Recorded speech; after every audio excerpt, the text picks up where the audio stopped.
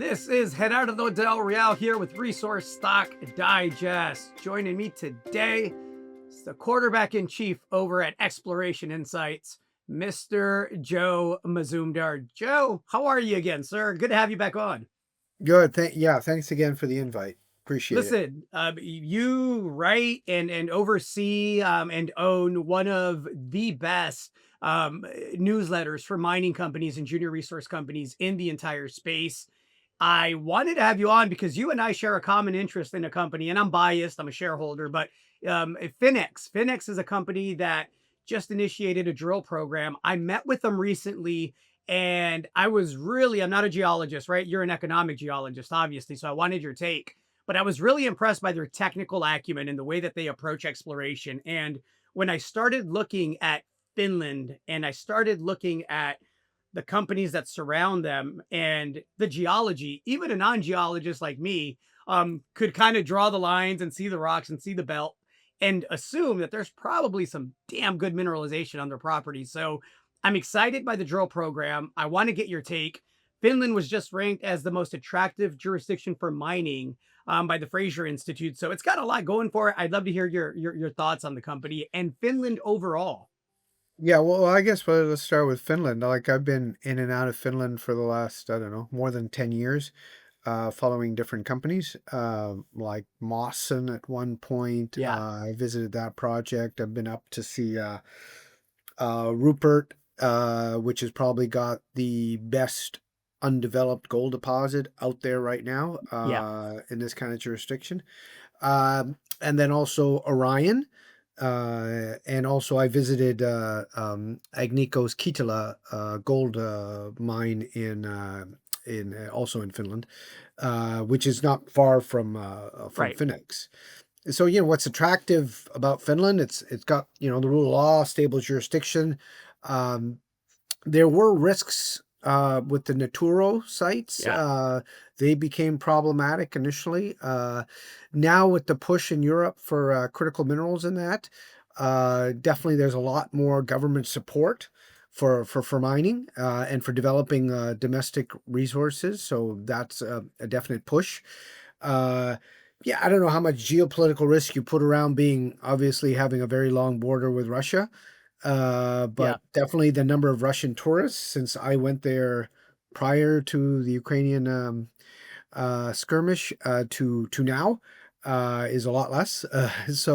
And they're much more weary of that, and such that they're more about developing their own Yeah. resources and doing things for themselves.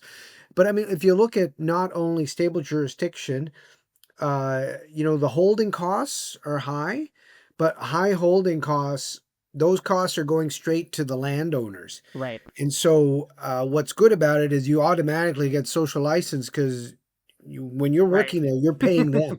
Yeah. And so when they see you, it's like, ka-ching, they know they're getting paid.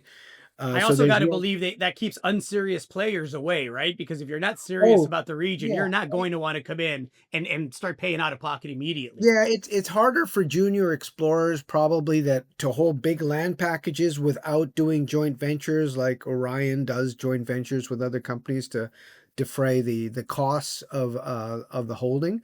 But Right. like you said, it gains social license, but also it really takes the wheat from the chaff in terms of serious entities. Uh, and also in the end, the big deal also is infrastructure. Where you are north of the Arctic Circle, you couldn't mine some of these projects, obviously, in a lot of places in the world at Yeah. that latitude. So, like Kittilä, if you took that latitude and moved it to Canada, there's no way that would be a mine. Yeah. It's like 4 or 5 grams underground. It's refractory. So you need a lot of power. You need, an autoclave. But there, with the infrastructure, grid power, you don't need a camp. Road access. You can make things work. And so the cutoff grades can be much lower for some of these deposits. And so that's the attractions basically of Finland. Excellent, excellent. Let's get into and I don't just want to talk FinEx. I would love to start there. But obviously you visited so many of the mines and so many of the potential mines and deposits there. So I'd love to just hear your take on companies you're watching. FinEx is the one that I know we share interest in, so I Yeah. would love to start there. And just what your impressions have been on the technical acumen, on the property, some of the sampling that's been done, that's returned some phenomenal numbers, and of course the initiation of the drill program that was just announced here recently. Yeah, they've got a land package. They've recognized this, sort of east-west trending, I believe, shear zone in in the greenstone belt there, and they didn't bother with glacial till sampling and a lot of things people were doing 10 years ago. Now people tend to do either bedrock sampling, or if the till isn't too deep, they do trenches. And what these guys did was they went straight into the trench. And so when they trench sample, they're digging up the till and going as close to bedrock as they can. It can't be oxidized and fractured, which is what they dealt with, but it's you know pretty darn close to bedrock, and Yeah, that's where they sampled and they got these decent results up to over 90 grams in some samples. And with these sort of deposits, you can get these shear zones, you can get some veining, but it's very obviously important to get the grade. And getting that sort of grade sort of suggests that you might be in, a fertile system. yeah, And like you said, I mean, they're not killing it with the meters because this is very a first pass sort of program and it's sure. shallow. So they're drilling about 2,500 meters. The downhole depths won't be more than probably 250 meters because, they're going right underneath Yeah, the veins at surface as they are. So this program shouldn't take very long because they got one rig, but it's very shallow drilling, and it's very competent rock. So I suspect the drilling might take 6, maybe 8 weeks tops, and nice. and hopefully we'll see results into September. And if we do see results similar to what they're Yeah, getting up at the top, that will obviously be very beneficial to shareholders. yeah, agreed. I mean, good share structure, tiny market cap, right? And so it's Yeah. off to the races if they're able to reproduce some of the results they've gotten. Yeah, and the company's part of that group of companies, including Inflection, Headwater, and Yeah, some others with the same group of technical people, same yep, financial people, and stuff like that. So, that's what attracted me as well. Because when I bought it as a private company and in the letter. awesome. And Yeah, so that's usually I don't ever do that. But I trusted management enough to know that when they told me that we're going to be listing in about a couple of months, I was yeah. confident that that's what was going to happen. And that's what did happen. It's good when management does what they say they're going to do, right? Because how many times have I heard that and 2 months turns into 2 years and Or I never, forget. or Yeah, never. I mean, I Yeah. have a little piece of paper right here. I won't say the company's name, but I Yeah. forgot I had it, and it's not an Yeah. inconsequential number of shares. And the company finally went public a Yeah. And couple of it's months ago, and illiquid and you can't trade it and yeah, nobody wants to sell it. And it's just like, what am I do with yeah, this? And so, yeah. So with private stuff, I'm not a lover of putting that in the letter, unless there's a clear path to an IPO. And yep, these guys I've known for a while, sure, so I trusted them implicitly that what they said that they were going to do. I wouldn't do that with a management team I wasn't comfortable with, yeah. obviously. Agreed. You mentioned Headwater and them sharing a lot of the technical expertise there. Headwater's caught a bit in the market here recently. They just announced another pretty lucrative deal with potential exploration expenditures now that total well over 100 million between its two major partners. Now, of course, will all those projects be carried through to feasibility? Absolutely not. But to have the option on several different projects to be able to go and attempt a discovery, as well as having some of its own projects that are owned outright and being in a phenomenal jurisdiction, right, in the Western US. Thoughts on Headwater while I have you here? Yeah, no, I own it in the letter, and getting that extra like partner with Oceana to check out some of their other projects is a big positive because now they've got multiple projects. They got a couple with Newmont, and then they got more with Oceana that are Oceania. fully funded by them. And then they also take whatever a 10 or 15% management fee, and because they don't spend a lot of money and share G&A and all that with the Yeah. bigger group, with Inflection, with Headwater, FinEx, and some other companies, their G&A burn is very little, and so anything that they get in terms of management fees from Newmont or from Oceana basically covers them, and then they could keep turning over properties and look for new ones. And Yeah. so I know they've been, because when I visited a couple of years ago, they were not only in Nevada, but they were also in Idaho and that.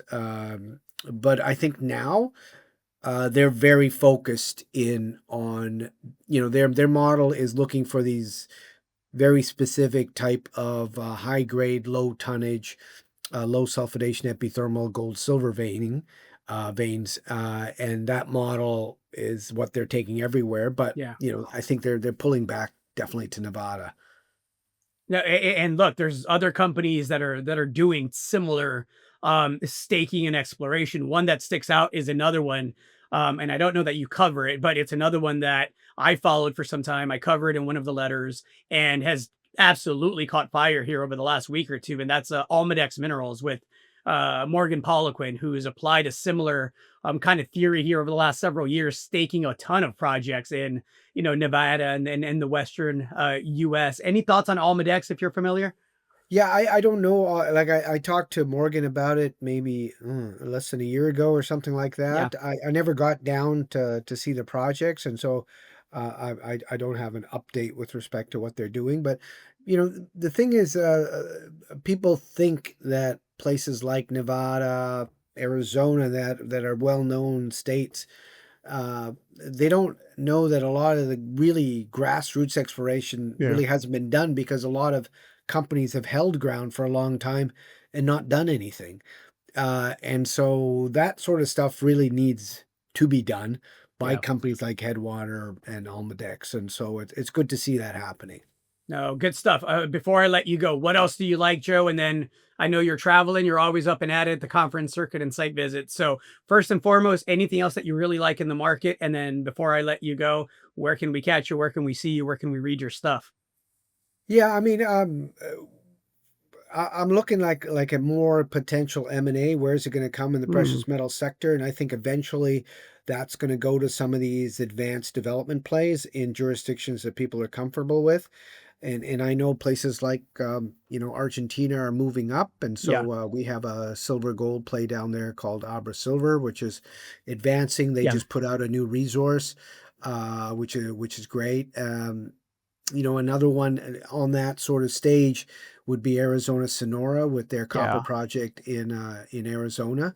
I know the cathode premium is gone, which I don't yeah, think they ever needed. But that the idea of producing domestic cathode is still a big positive sure. for anybody in the states, and so that's another one I'm pretty positive on. Good, good. Where can we find your stuff and where will you be here in the next several weeks and months?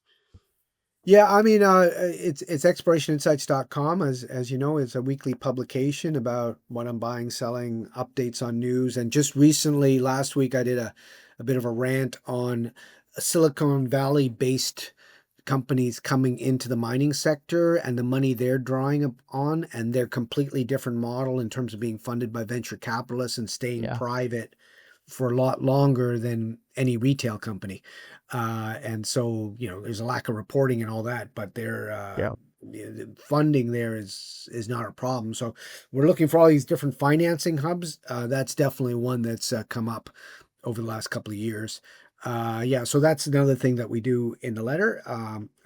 Yeah, weekly publication, explorationinsights.com to Beautiful. subscribe. Beautiful. Joe, I know you're on the conference circuit. I know you'll be at Beaver Creek, I'm assuming. Yes, I will be at Beaver Creek in September, and then I head down to Chile for Latin Rocks to do a talk there, and then I got 3 site visits there. And then if the stars align, I might be heading to Colombia in November. Excellent. Safe travels, Joe. See you at Beaver Creek. Thank you so much for making time. Always a pleasure, man. Great. Thanks, man. Cheers. Hey everybody, Gerardo Del Real here. If you're enjoying the content that you just saw, you can let us know in 3 simple steps. Hit the like button, hit the subscribe button, and please share across your network and on social media. Take care, everybody.